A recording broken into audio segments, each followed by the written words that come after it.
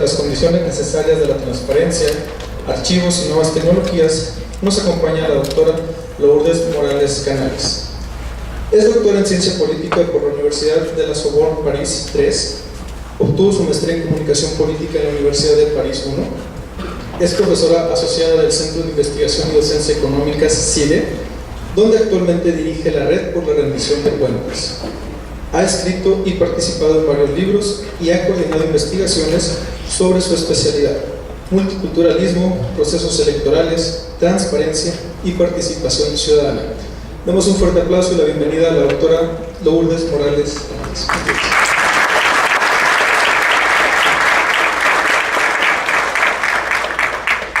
Pues muchas gracias a todos por estar aquí hoy. Yo sé que es un día complicado, es horario de fútbol.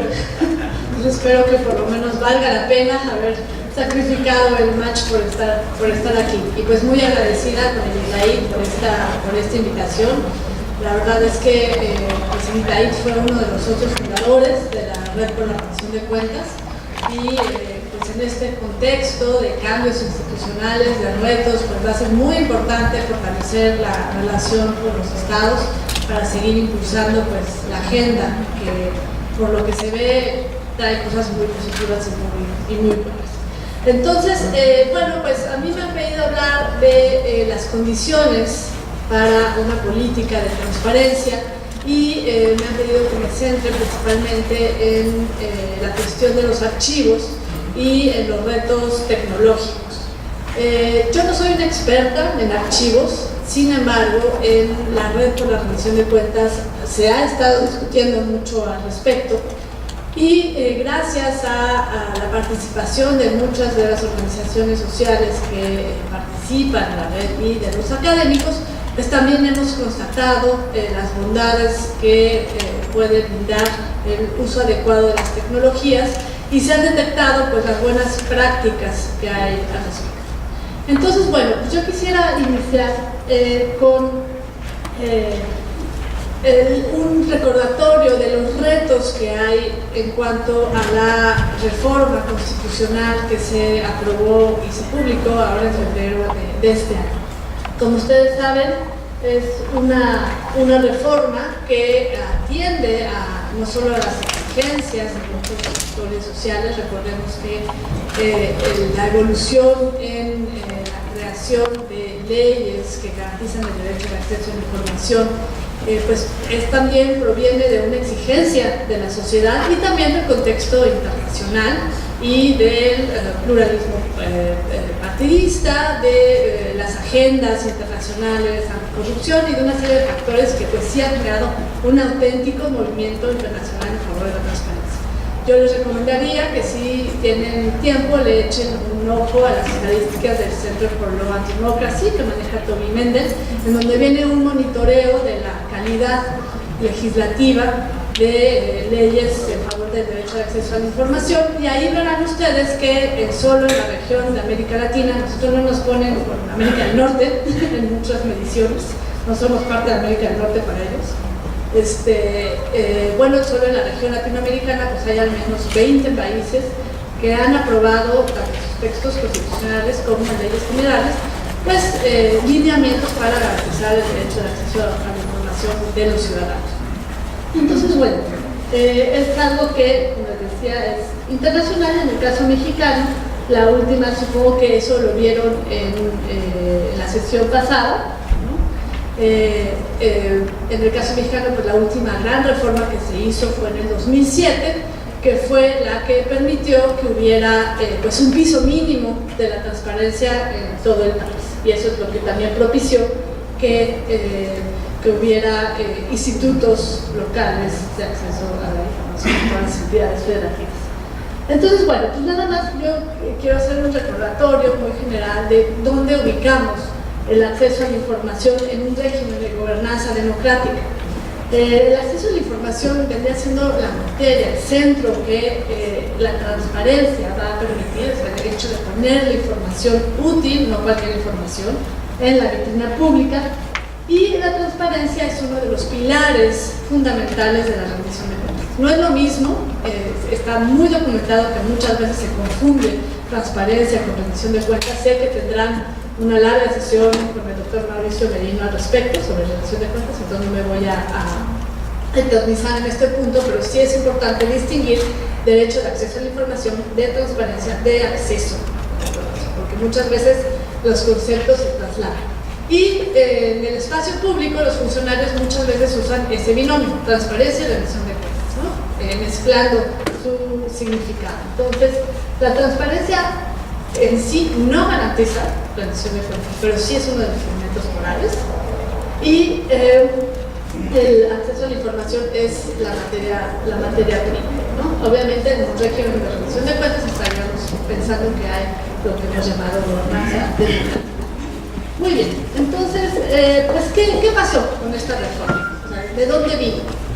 Además de que fue una de las primeras promesas del todavía presidente electo Enrique Peña Nieto. Recuerden que hizo 3 grandes promesas y las 3 tenían que ver con acceso a la información y combate a la corrupción. Prometió una reforma en materia de transparencia, una reforma que había quedado pendiente, de hecho, los ajustes normativos que debieron de hacerse a raíz de la reforma constitucional de 2007 y que no terminaron de consolidarse, y bueno, pues las nuevas exigencias que había en el país y en el quehacer tanto de la Federación como de las entidades federativas.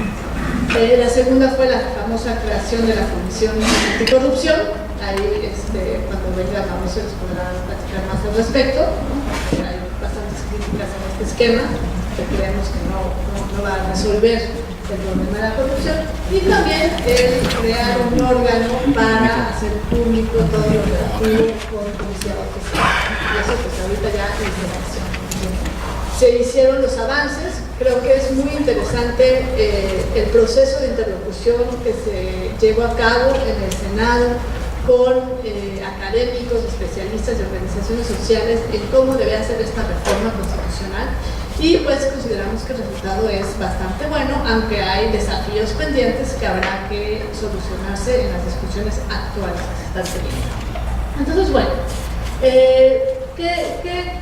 desde el punto de vista del diseño de una política pública de transparencia, pues hay que ver qué es lo que ya hay. O sea, finalmente no estamos empezando de cero, ya hay un sistema de transparencia en acción.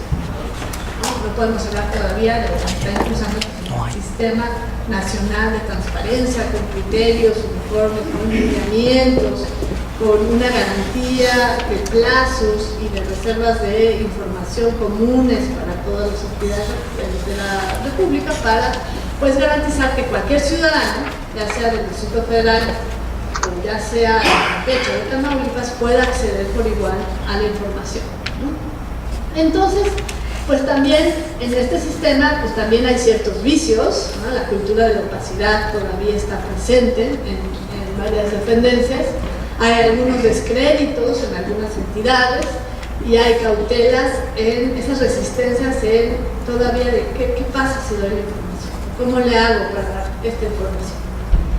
Entonces, bueno, lo que sí hay y lo que es muy positivo es que pues hay un derecho de acceso a la información reconocido en la Constitución como derecho fundamental, y eso fue bastante valioso. Hay leyes en todas las entidades federativas, hay mayores sujetos obligados, o sea, ya no es algo que depende solo del Ejecutivo, y de hecho bastantes entidades ya tenían avances en la materia, y eso es importante mencionarlo. Y hay una especialización en el tema. No tampoco estamos hablando de un tema totalmente desconocido, principalmente por los funcionarios.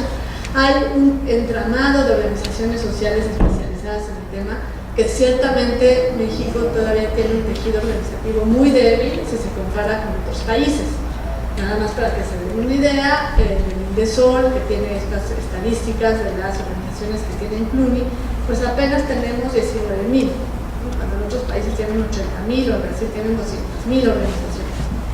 Lo que es muy interesante es ver el salto que hubo en la creación de organizaciones a raíz de la Ley Federal de Acceso a la Información Pública. En eso sí hubo una influencia sin duda en la creación. Y bueno, pues ya hay prácticas y hay rutinas instaladas. Eso es algo. ¿Qué es lo que falta? Bueno, pues que hay una calidad variable de los portales. No todo el mundo pone la información adecuada en el lugar adecuado, varía mucho, entre nosotros regular de todo. Hay calidad muy diferenciada en las respuestas. Hay veces que pues, no se, o el ciudadano no sabe preguntar, que también hay que decirlo, ¿no? O la dependencia pues tampoco responde bien, ¿no? Y pues hay fuertes asimetrías regionales y yo creo que es uno de los grandes retos de la reforma actual. Sin duda hay autonomías diferenciadas, las autonomías constitucionales no siempre resuelven todo un problema, pero sí genera pues un nuevo ente. O sea, el IFAI es un nuevo ente, ya no es lo mismo que era antes. O sea, con esta autonomía constitucional pues ya puede presentar controversias constitucionales, está obligado a un nuevo diseño y a una nueva vinculación con otras instituciones que pues, constituyen los ejes principales de la rendición de cuentas. Hay un desconocimiento ciudadano y eso yo sí creo que es generalizado en el país, ¿no? En la encuesta nacional sobre el derecho de acceso a la información que está disponible en el sitio del IFAI y que la hicieron pública apenas el año pasado, pues sí dice que 70.6% de la población ha escuchado hablar del IFAI, por lo menos sí saben eso, ¿no? Pero del 2003 al 2014 solo se han hecho 1.055.331 solicitudes de información. Es decir, solo el 5% de la población ha hecho una solicitud de información. Si nos ponemos muy optimistas, pues vamos a decir, bueno, a lo mejor encontraron información, ¿no? Y no tuvieron que hacer una solicitud, pero la verdad es que sabemos que mucha de la información, cuando la necesitamos, pues sí hay que solicitar, tal cual, y que la mayoría de las personas que realizan solicitudes, ustedes lo deben de ver en mi país, son los periodistas, son los investigadores y en tercer lugar son los empresarios, el tema de las licitaciones y todo eso. Entonces, y muchas veces los propios funcionarios son los que solicitan información. Entonces, pues, en esta encuesta dice, ¿qué tanto cree usted que el derecho a la información puede ayudar a que los gobiernos sean transparentes? ¿No? Pues la verdad es que solo el 39 piensan que puede ayudar. Y les pongo esto porque ese es el contexto en el cual ustedes tienen que trabajar. O sea, sí hay un descrédito en el cual hay que hacer frente y la mejor forma de ganar legitimidad, la mejor forma de cambiar mentalidades, pues es abriendo la información. Yo sé que es difícil, hay resistencias, nadie se quiere desnudar en público, la verdad, eso es lo que pasa realmente con la reducción de cuentas, más que con la transparencia. Pero pues hay que ir avanzando en esta cultura y venciendo la cultura de la opacidad. ¿Usted cree que los funcionarios son, ahí faltó una palabra, que son transparentes y solo el 17% piensan que lo son y las demás piensan que eso es a nivel nacional? Entonces es una realidad que no debe ser un freno, pero pues hay que enfrentarlo e incluirlo en las acciones y en las estrategias que se desarrollan.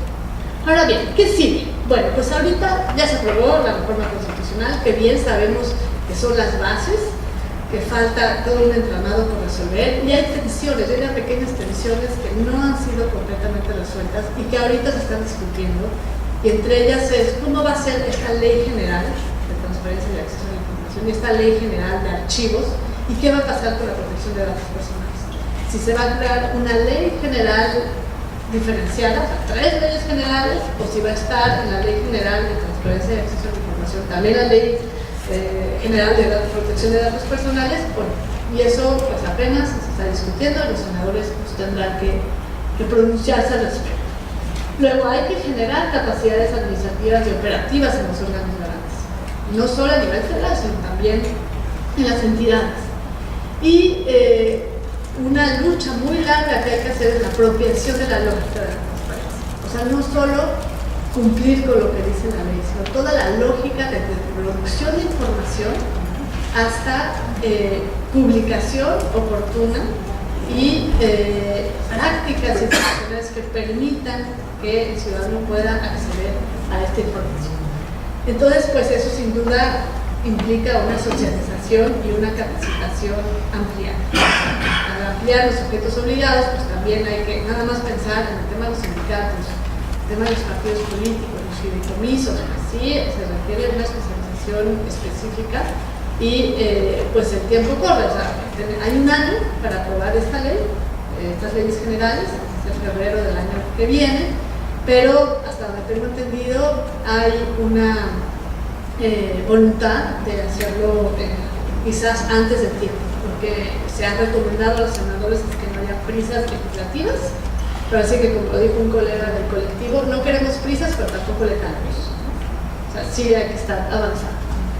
Bien, ¿cuáles son los desafíos? Bueno, pues como yo les decía, hay un nuevo estatus constitucional en la autonomía, hay nuevos mecanismos de nombramiento. Recordemos que en el caso de IFAI veníamos del dedazo presidencial y ahora hubo un mecanismo muy complejo de designación con un comité de expertos. Ustedes, no sé si el profesor Sergio les comentó algo al respecto, porque formó parte de este comité, Mauricio también formó parte de este comité, podrá comentar cómo fue este procedimiento, pero bueno, hubo cédulas, hubo entrevistas, podíamos ver las audiencias a través del canal del Congreso y para algunos actores esto terminó decidiéndose también con criterios políticos, según lo dijeron algunos senadores. La verdad es que de donde veníamos hasta ahorita, yo creo que no fue tan mal como resultado. Por lo menos los nuevos comisionados saben del tema y hay una voluntad y un reto enorme se están jugando todo su prestigio, se están jugando en este nuevo escenario todo su prestigio profesional. Veremos cómo será el desempeño, pero sí deja un precedente en qué va a pasar en las entidades. O sea, va a existir una supervisión de la sociedad civil en cuanto a las designaciones. Yo sé que aquí acaban de ratificar a los comisionados y creo bueno, porque se necesita pues, una profesionalización y qué bueno que ya vienen de la experiencia anterior para estos nuevos retos. Pero ¿qué va a pasar en otras entidades en donde se habla de la captura política, por ejemplo, de los órganos garantes? O sea, ¿cómo se va a garantizar esta autonomía? O bien, siempre vamos a tener a la sociedad civil decidiendo con el diseño es completamente diferente. O sea, vamos a ocupar el lugar de los legisladores porque existe el diseño, ¿no? Que entonces, pues una solución quizás podría ser exigir los criterios de selección. A ver, señores diputados, rindan cuentas de su decisión. ¿Cuáles son los criterios de selección? ¿Cuáles son los perfiles idóneos? No hagan convocatorias en donde todo Dios se puede inscribir y casi el único requisito es que no sean delincuentes, ¿no? Sino que, bueno, pues perfiles profesionales especializados para que pues, puedan cumplir con decoro el encargo. Ahora bien, también va a haber un consejo consultivo. Ahí es interesante ver las experiencias de las entidades, porque si bien es cierto que los consejos consultivos en algunas dependencias pues, son meramente decorativos, tienen ahí consejos consultivos, nada más para decir que hay un consejo consultivo. Hay otros casos, y yo recuerdo claramente el caso de Oaxaca, donde se volvió un órgano garante alterno, o sea, el enemigo en casa, ¿no? Y lejos de coadyuvar, obstaculizaba el desempeño del órgano garante. Entonces, hay que ver qué tipo de consejo y quizá hay un área de oportunidad enorme en materia de socialización y de capacitación. Eso creo que va a ser como, pero es otro IFAI. ¿Cuál va a ser la nueva vocación de este IFAI? Como lo decía el comisionado de la Arriaga, es que el IFAI no va a ser una gran OSC. Pues claro que no se está pidiendo que sea una gran OSC. Esa no es su función.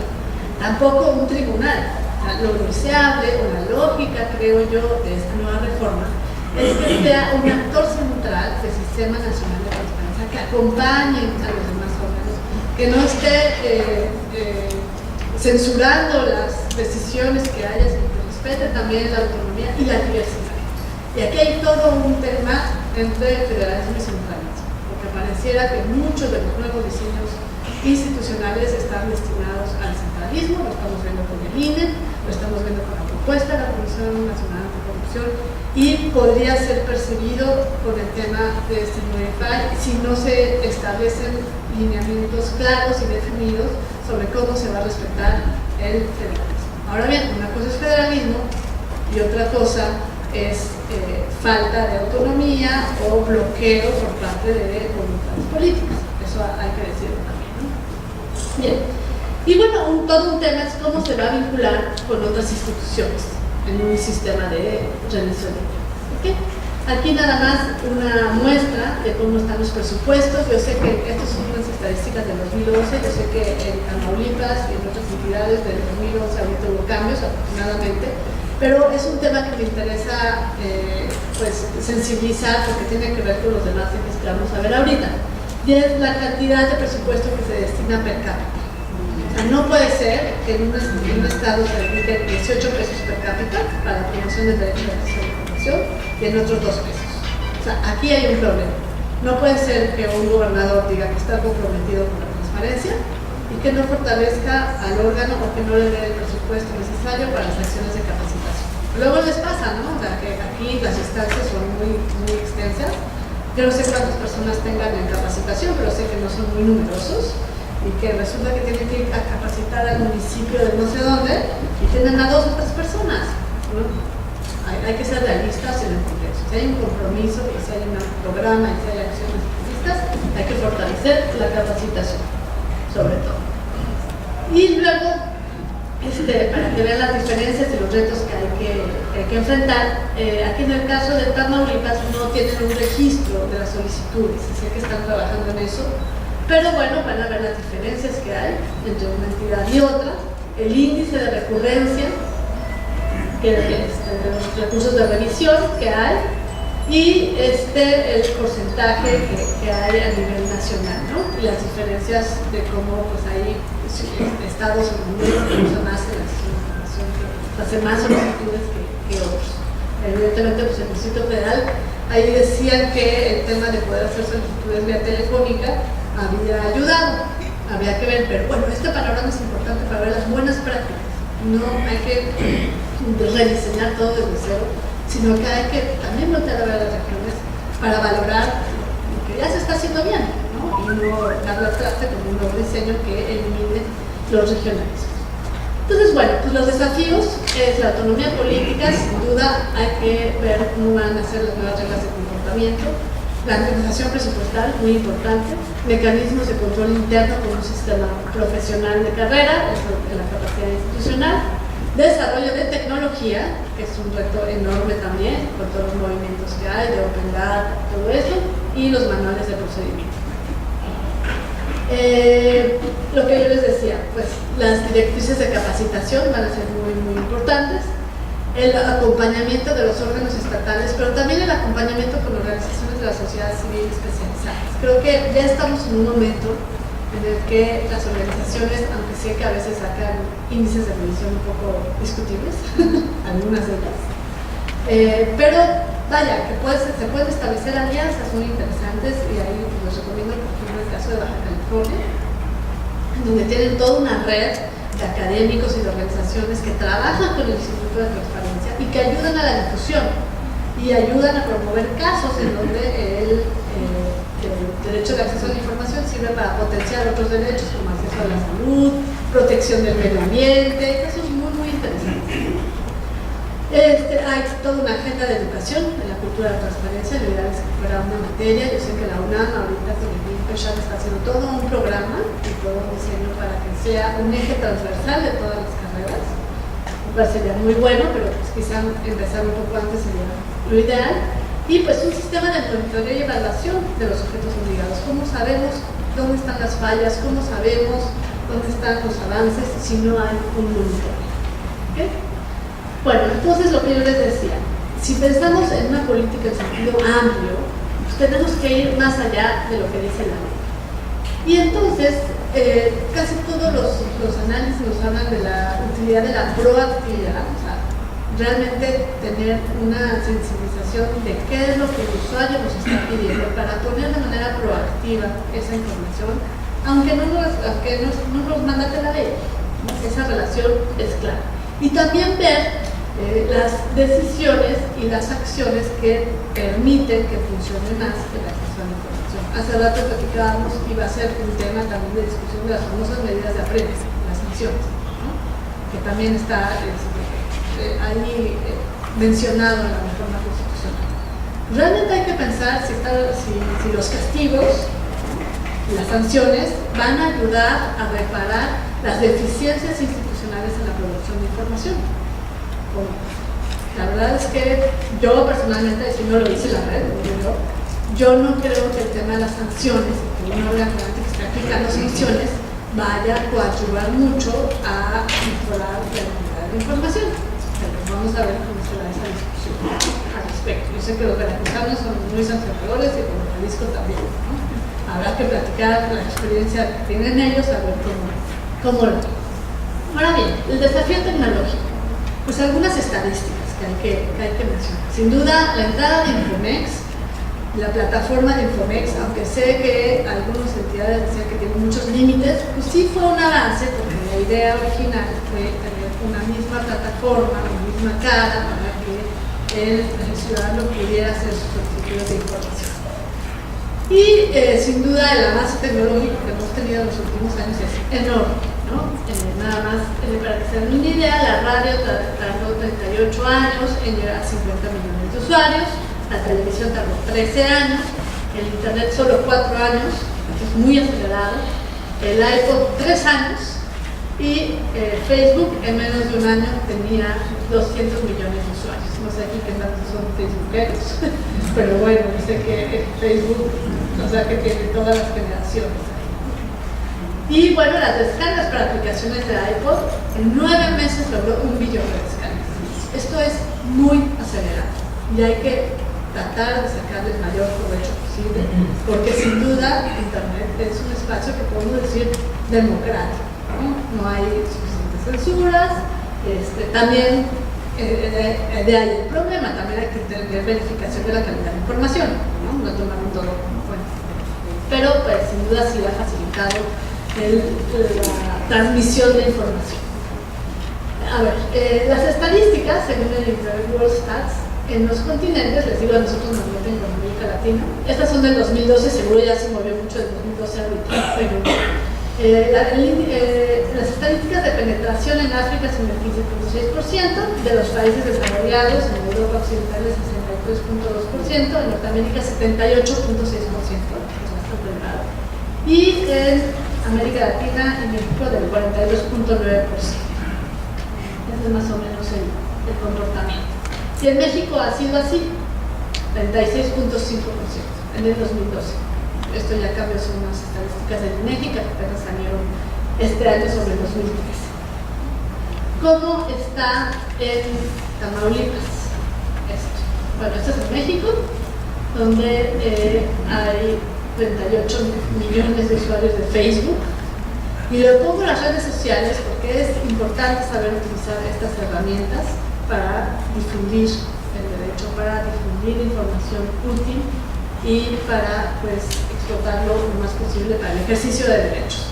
Y hay algunas organizaciones que se dedican a esto. Curiosamente no hay en México como en otros lugares investigaciones empíricas, sí hay teóricas, pero todavía no hay empíricas sobre, por ejemplo, Open Data, los impactos de Open Data, el ejercicio de Open Data, pero sé que se están apenas haciendo, ¿no? Con todo esto de la alianza por el gobierno abierto y todo eso. Pero bueno, así están las estadísticas. En Tamaulipas pues, tenemos 3.2 millones de habitantes en el 2010, ocupa el lugar 13 a nivel nacional, 48.3% es usuaria de Internet. O sea, 1.5 millones de personas de más de 6 años. 51.7 lo hace todos los días de esa cantidad. Y 6 de cada 10 lo hace en primer lugar, mientras 3 de cada 10 en un lugar público. Esa estadística es muy interesante. 3 de cada 10 porque es un poco diferente que el comportamiento nacional. Solo 35.9% de los hogares tienen servicio de Internet contratado y 96.3% tienen televisión. Pues yo sé que eso para las estrategias de medios y de difusión pues es importante. Y así está. Bien. ¿Cómo podemos vincular entonces la transparencia con la tecnología? ¿Y cuáles serían los factores pues, útiles para esto? Bueno, pues, antes que nada, la disponibilidad de la información. Eso es básico. ¿Qué información vamos a hacer disponible? A través de los portales. No sé si ustedes, bueno, pues ustedes trabajan en eso. ¿Cuántas veces están buscando una información y tienen que dar no sé cuántos clics para llegar? O llega uno a un sitio y se dice, ¿por dónde empiezo? ¿No? Son sitios muy, muy complicados. O buscan la información y de pronto no la encuentran, porque también con ganas de esconderla, se esconde la información. Eso sucede. Entonces, lo más importante es que esa información esté disponible. que la información que está disponible tenga cierta calidad y que sea útil. Si es información inútil, ¿cuánta información inútil hay? Muchísima. Luego piensan algunos funcionarios en que todo hay que ponerlo, así de cajón. Pues la verdad es que no todo importa, no todo es relevante, no todo es socialmente útil para la ciudadanía. Siempre hay que estar pensando en el usuario, en el ciudadano. También el uso sistemático de las nuevas tecnologías de información y de comunicación, porque muchas veces se utiliza, por ejemplo, las redes sociales por solo un ratito, solo para un evento, y no hay continuidad. O sea, tener un uso sistemático va a ayudar a promover binomio, transparencia y tecnología. Y luego, lo que casi no se ha avanzado es las estrategias de participación y colaboración. O sea, lo que se ha llamado la web 2.0, en donde no solo es un ente que da información, sino que se crean espacios de interacción.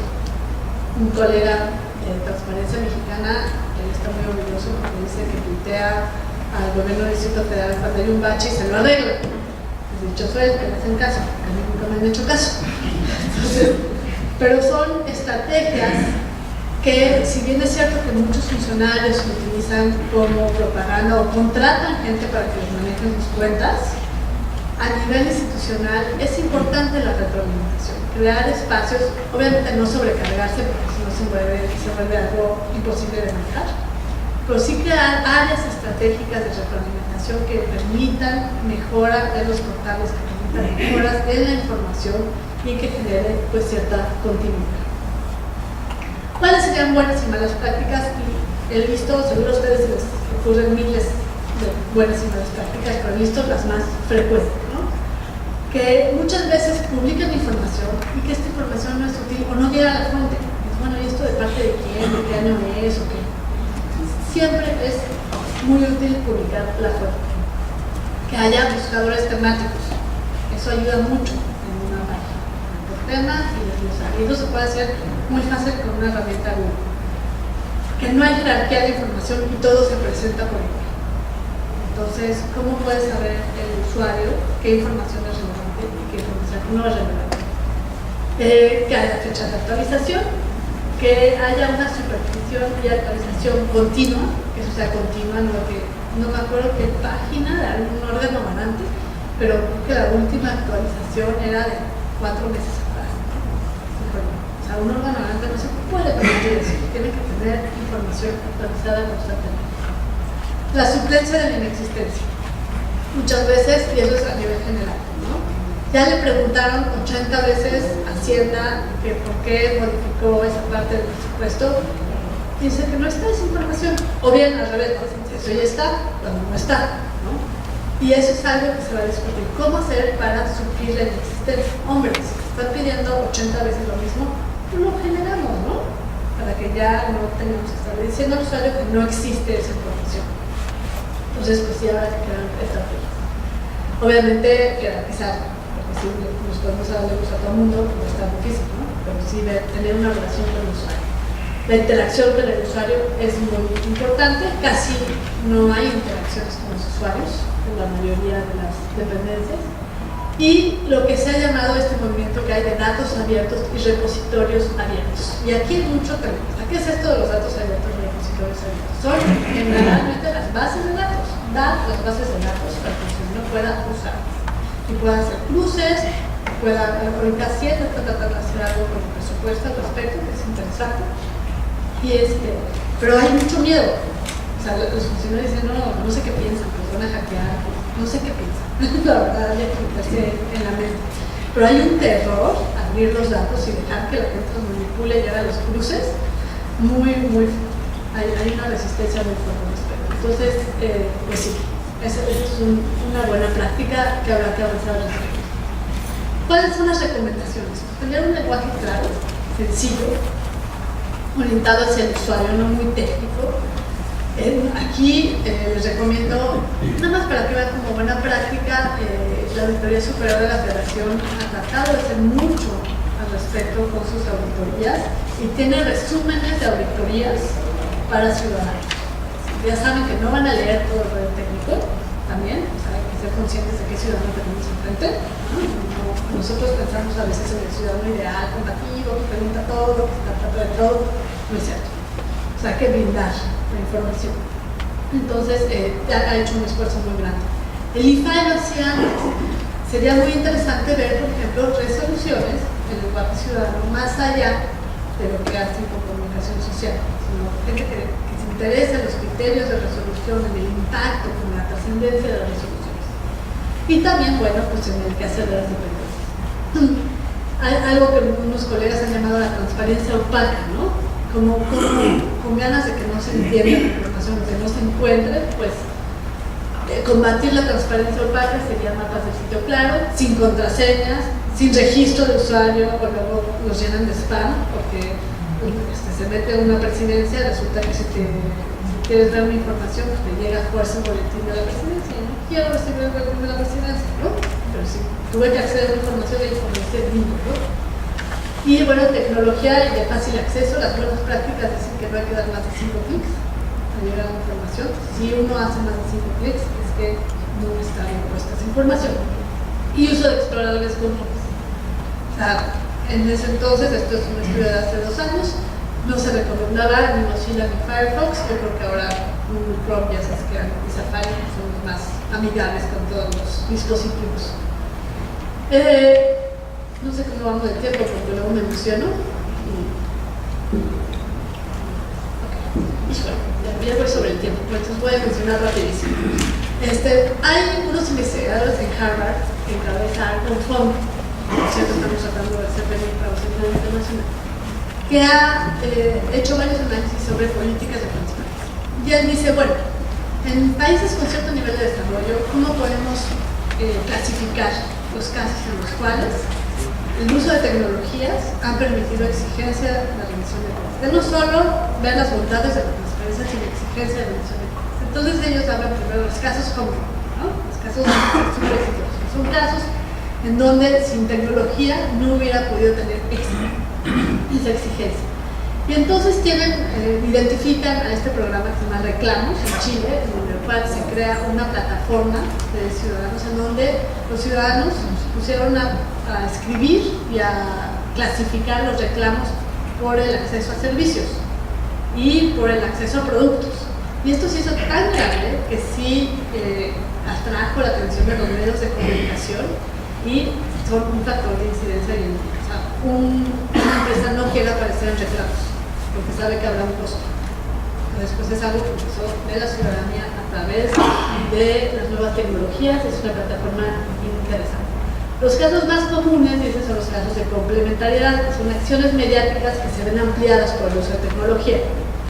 Y el ejemplo es Mumbai Roads, que es una plataforma, de hecho, Fundar ha tratado de hacer algo similar, pero la verdad es que la incidencia ha sido bastante diferente, con Curul 501, y hicieron Curul 501, para pensar que el ciudadano tenía una curul, ¿no? La 501, para monitorear los actos del Congreso, los perfiles de los congresistas, las asistencias, y pues no ha tenido mucha incidencia, pero pues ahí está. Y ellos sí tuvieron un poquito más de incidencia monitoreando a los funcionarios, monitoreando sus asistencias y, bueno, pues amplió la exigencia de las responsabilidades de los políticos. Y luego pues están los casos para avanzar agendas específicas en donde pues, la tecnología es un medio para ampliar el campo de acción, y dentro de los muchos casos a mí me interesó que se llama Tac Tac Tac, que es de unos periodistas de Siberia, en donde ponen rutas y ponen consejos para los periodistas para cómo sobrevivir en el terreno. Y no han tenido mucha incidencia más que 2 o 3 casos, pero las experiencias que ahí se narran pues hicieron a otros periodistas. Supongo que ser periodista en Rusia ha de ser un poco complicado, ¿no? Entonces, nada más son ejemplos.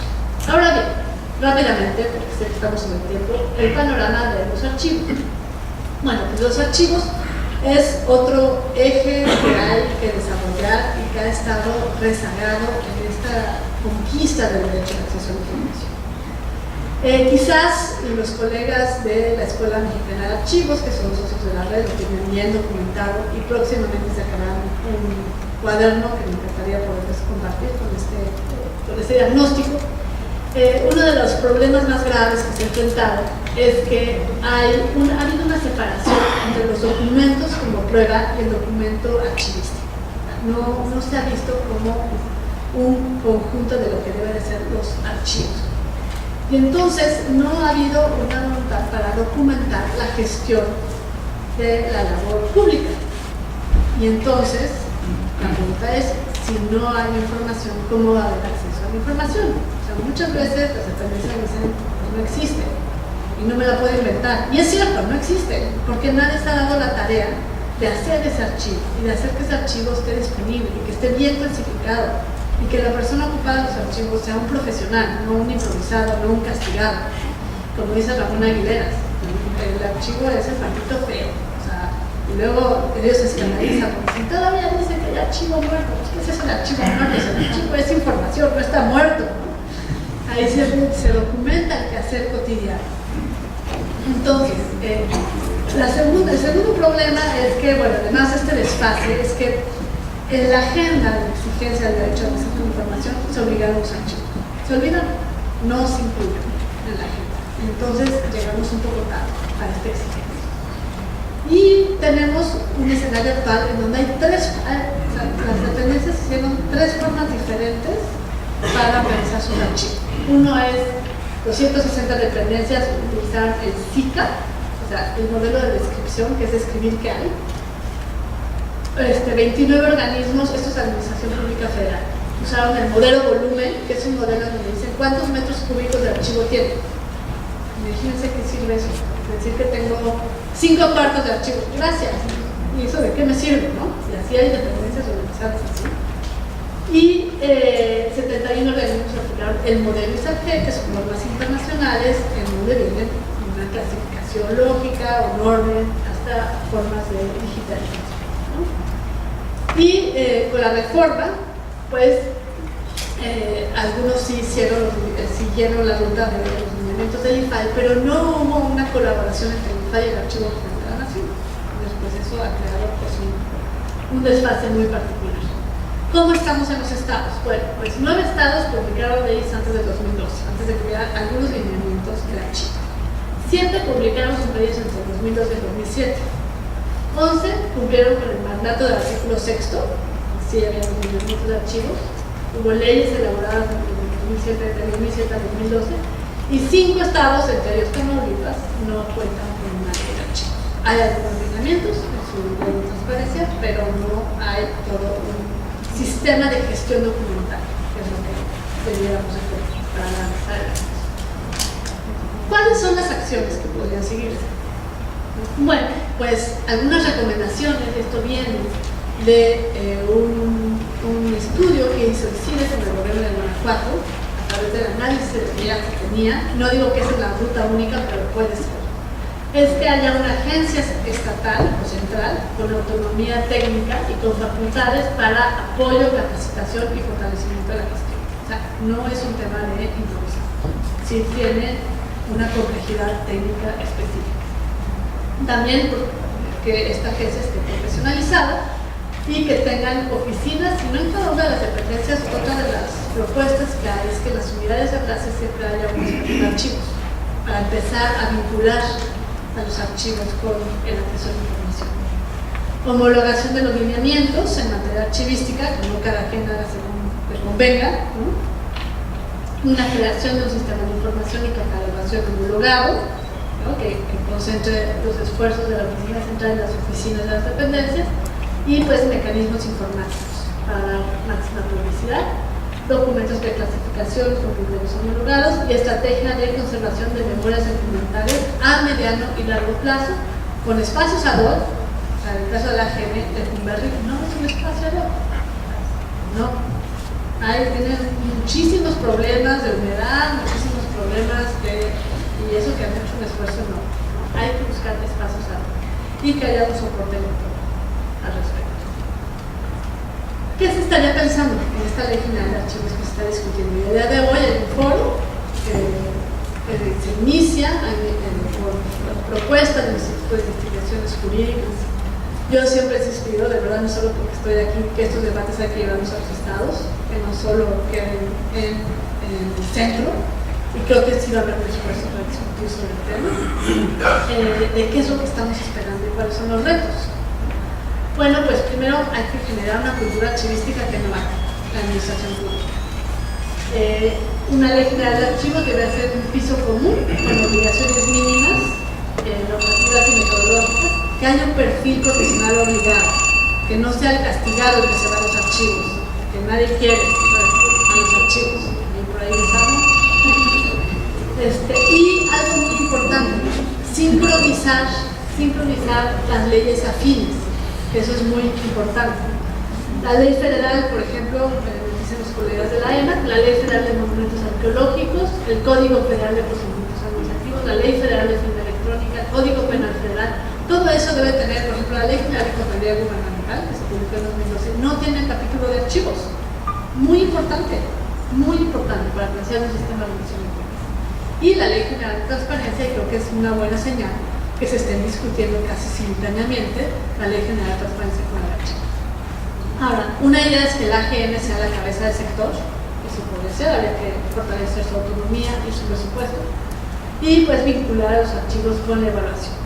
Y ahí recomiendo los principios del Consejo Internacional de Archivos, que los vemos, pero ahorita rápido, que el Consejo Internacional de Archivos es una organización no gubernamental en la cual participan 96 países que llevan más de 20 años, que se reúnen los especialistas una vez al año para hablar de mejores prácticas y de cómo avanzar en el fortalecimiento. Entonces, ellos aprobaron unos principios, 10 principios el año pasado, en el 2012, que son interesantes porque hablan de la figura del archivista como una figura proactiva y una figura que puede coadyuvar al ejercicio de derechos fundamentales.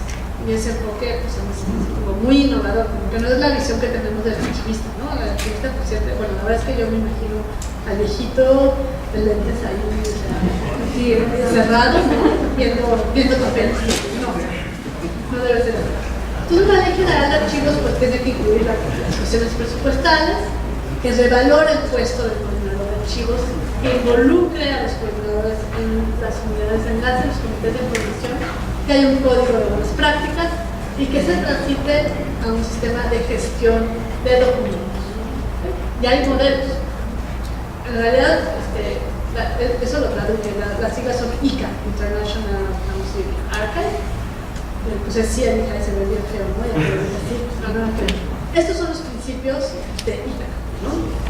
Entonces, el primer principio que todo archivista debe tener en mente es que el público tiene derecho al acceso a los archivos de organismos públicos y también debe promover la publicidad de archivos privados cuando sean cuestiones de interés público.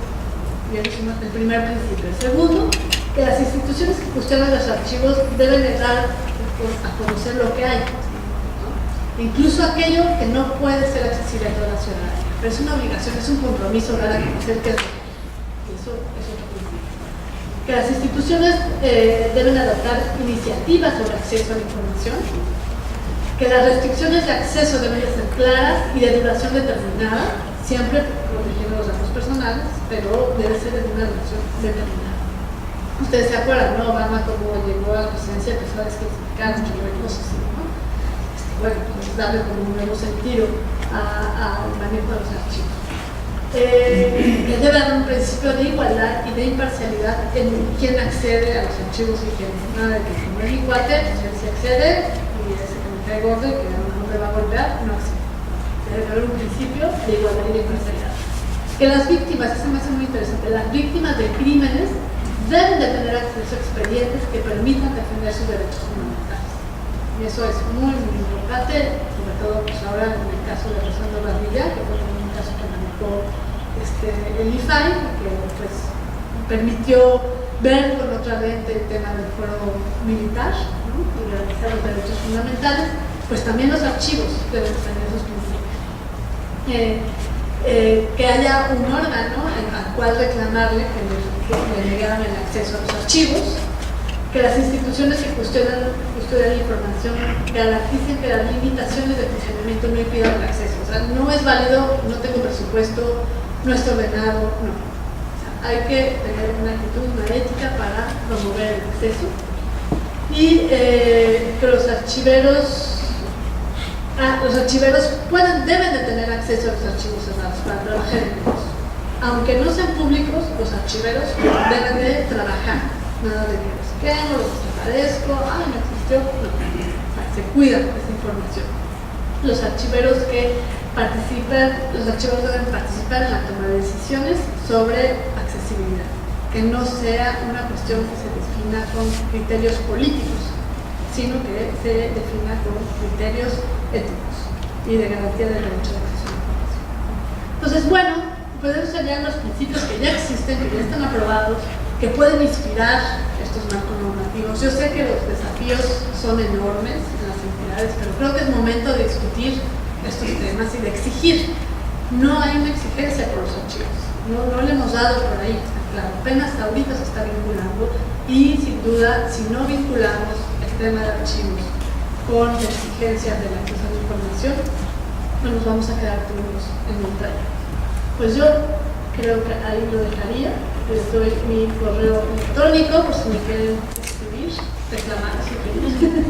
Estoy disponible. Pues muchas gracias.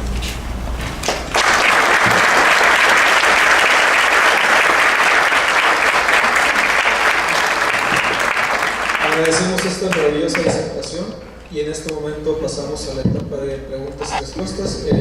Van a traer los micrófonos por los costados. Quien quiera participar, con levantar la mano y la doctora atenderá a las preguntas.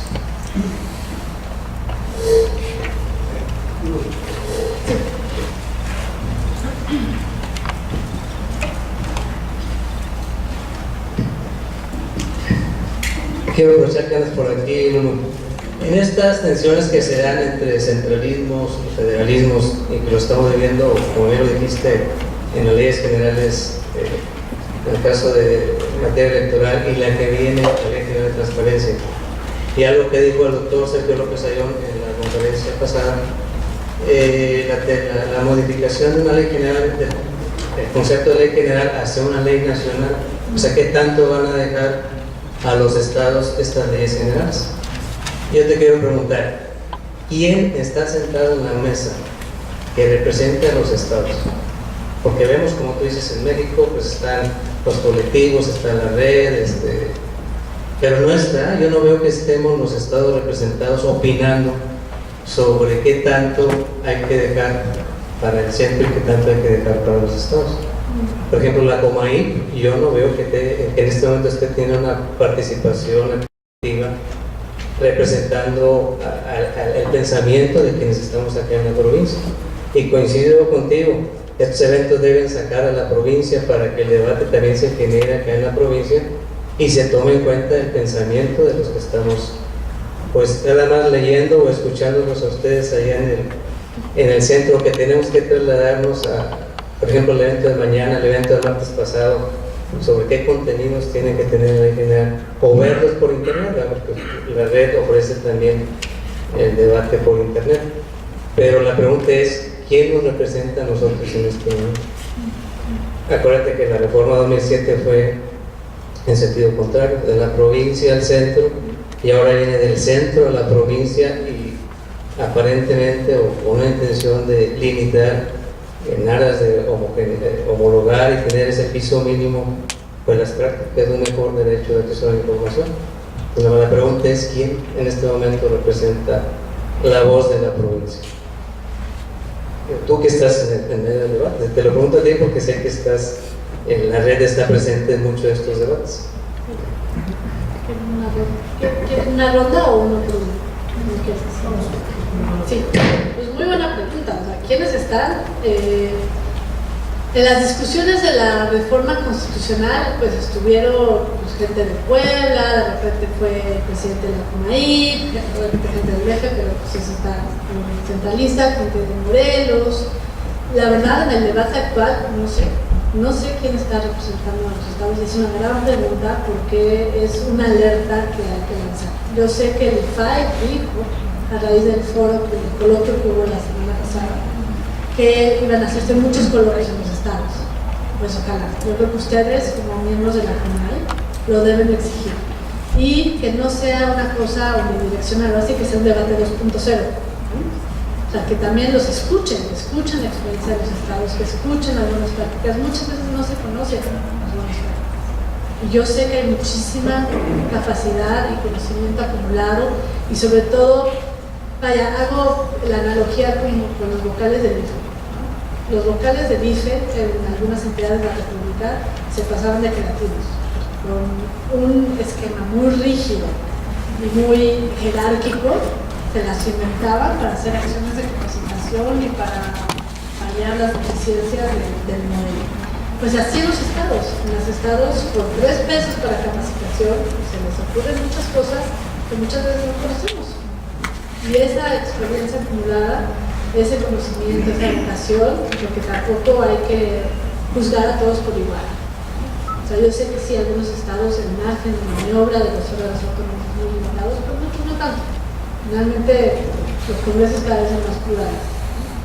Y yo creo que sí es necesario lanzar ese debate y exigirlo, y que me parece que la vía más adecuada podría ser la COMAI. Evidentemente la red está abierta a eso y es parte de sus compromisos. No sé qué. ¿Alguna otra pregunta que tengan para la doctora? Un poco como comentario, el arquitecto Carlos Rogelio Cáceres está precisamente en el foro que comentó sobre la Ley General de Archivos. Él es el representante de Tamaulipas ante la Comisión Nacional de Archivos y están ahorita en el primer foro. De hecho es en el noroccidente, me parece.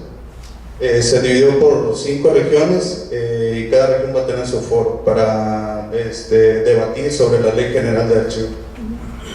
Sí, eso a mí me pareció buenísimo. Fue iniciativa de Jurídica, la verdad es que nos pidieron que convocarnos, pero no hasta ahorita no sé más que la promesa si se va a hacer para la Ley General de Transparencia, y sería muy necesario hacerlo. Sí, yo hablo para la Ley General de Archivos, también un representante del IFAE, del Instituto Nacional ahorita Electoral, de varios, de las normales, de todo tiene un representante. Muy bien. Sí, pues. ¿Alguna otra pregunta que alguien quiera realizar?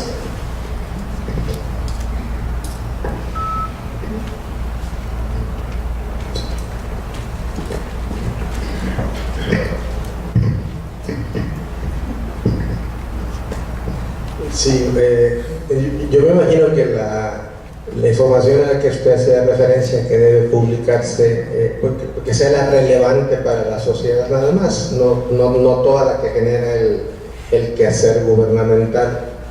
Pero de todas maneras yo me imagino que eso genera toneladas. Vea, si la información pesara, serían toneladas y toneladas de información.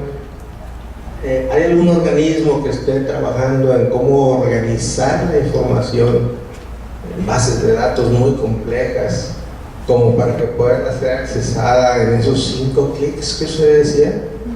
A mí me parece un poco utópico en un sistema tan complejo llegar al pedacito de información que uno necesita con 5 clics. Yo creo que se varían 20, 30, no sé cuántos. ¿Eso va en firme? ¿Alguien está trabajando en eso? Esa sería la pregunta.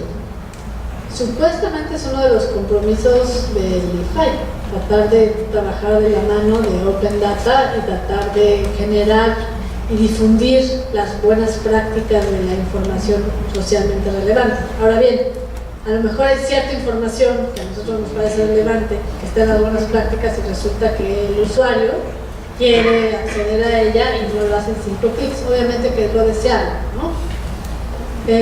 Lo que sí se está trabajando también, y la Escuela Mexicana de Archivos lo está haciendo, es en cómo sistematizar la información y vincularla al acceso, al derecho de acceso a la información, y el AGN supuestamente va a ser su nueva labor en cuanto a los archivos. Ahora, que yo conozca un plan específico de gente que ya está trabajando. Sí, que no suena más una idea que está en el limbo, ¿verdad? Oye, qué padre sería que esto fuera así, así. Oye, qué bonito, pero alguien está trabajando en ello. ¿Se va a concretar en 1, 2, 3, 10 años? ¿O es nada más una idea que a alguien se le ocurrió y como que qué bonito sería si pasara esto, ¿verdad? Bueno, lo que sí viene en la reforma es que ahora va a haber indicadores de desempeño. Y por lo menos, y eso pues está establecido, por lo menos se va a evaluar cómo es el desempeño de los órganos en el acceso a la información. Eso nos va a dar un parámetro. Y también hay una cosa que se llama indicadores de rendición de cuentas del desempeño del IFAN, que todavía la verdad no sé cómo lo van a hacer, pero está en la ley, ¿no? Vamos a ver en un año de discusiones cómo se concreta, o por lo menos está escrito. No sé quién se va a encargar, no sé todavía. Ok, muchas gracias. ¿Por qué lado tenemos una pregunta más? Actualmente contamos con 3 leyes en el ámbito federal, es decir, la ley de transparencia, la ley federal de protección de datos, y tenemos una ley de archivos, una federal. Se va a continuar con esta tendencia de dispersar sobre un mismo tema de derecho a la información. Es decir, tanto los archivos como lo que contiene propiamente la ley federal o la ley de protección de datos personales, pues van implicados estos 3. Entonces, ¿seguiremos con 3 leyes o vamos a hablar de una ley general de archivos o de una ley general de transparencia donde estén integrados estos 3 temas? La propuesta que hay, pero eso dependerá de los senadores, pues ahora sí a ver qué es lo que deciden, es que solo haya 2 leyes generales y evidentemente las 2 leyes generales, seguramente Sergio se los explico, no sustituyen a las leyes federales, pero sí implican ajustes y cambios.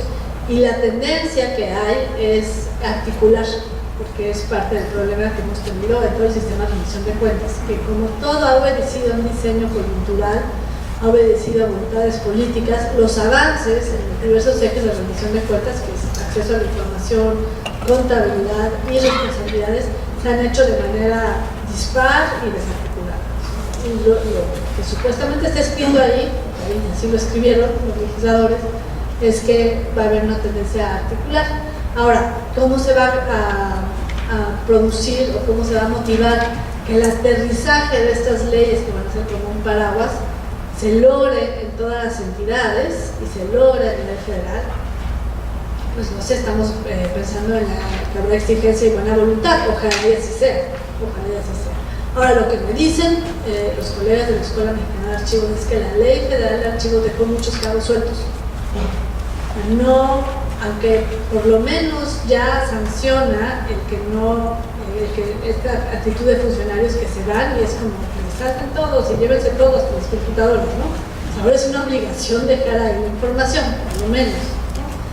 No atendió a todas las necesidades que tenemos en materia de archivos. Supuestamente esta ley general lo va a lograr y irá en sincronía con la ley general de transparencia. Ojalá así sea. Bueno, interesante esto de la red por la rendición de cuentas, y si alguien tiene alguna otra pregunta, adelante.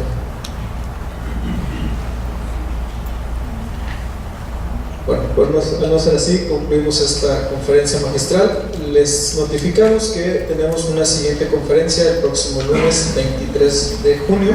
Yo nomás, perdón, les haría un comentario adicional. En el portal de la red hay información que ustedes pueden descargar. Es www.rendiciondecuentas.org.mx y ya subimos el cuaderno que no hemos presentado de Ramón, lo debemos de traer a presentar aquí, ¿verdad? De Ramón Aguilera sobre sistema de gestión documental de archivos, y ahí él hace un análisis y de hecho muchos de los datos que traigo vienen de ese análisis que él hizo y algunas propuestas de cómo avanzar en la gestión archivística del documental. Bueno, pues entonces les decimos, tenemos la siguiente conferencia el 23 de junio a las 11 de la mañana en el auditorio del Consejo de la Judicatura del Poder Judicial del Estado. Y bueno, pues nuevamente, doctora, gracias por su participación. Le damos la bienvenida.